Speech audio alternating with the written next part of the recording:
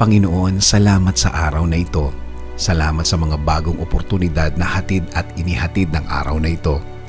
Salamat sa lahat ng solusyon na daladala ng araw na ito. Panginoon, alam kong alam mo ang lahat. Alam mo ang lahat, kasama ang future, Lord.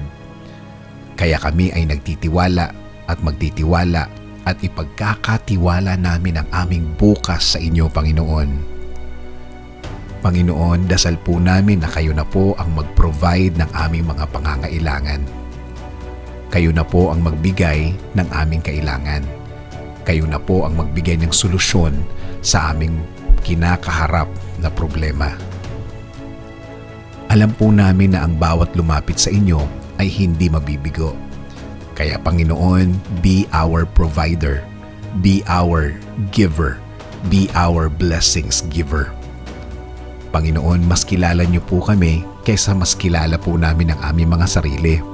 And Lord, we know that you are already there beside us when we were born. Kaya Panginoon, alam po namin na alam mo kung ano ang makakabuti sa amin. Alam mo kung ano ang magpapaganda sa aming mga buhay. We know that you know better, God.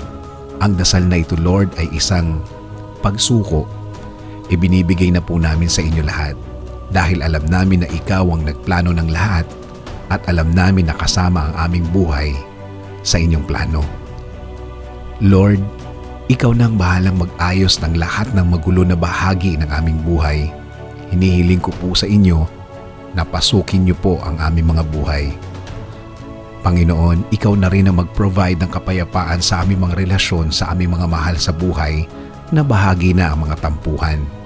Bigyan niyo kami ng puso na nakakaintindi at nagpapatawad. At ang aming bayan, Panginoon, kayo na rin po ang bahalang magbigay ng mga bagay na kailangan ng aming bansa tulad ng kapayapaan at paggaling. Pakituloy-tuloy, Lord, ang provision ng blessing sa aming bansa at sa aming mga kababayan, dito sa aming bayan at sa ibang bayan, Panginoon. Panginoon, patuloy niyo po kaming samahan. Patuloy niyo po kaming i-guide dahil patuloy po kaming maniniwala at magtitiwala sa inyo, Lord. Salamat, salamat, Panginoon. This is our prayer. In Jesus' name, Amen.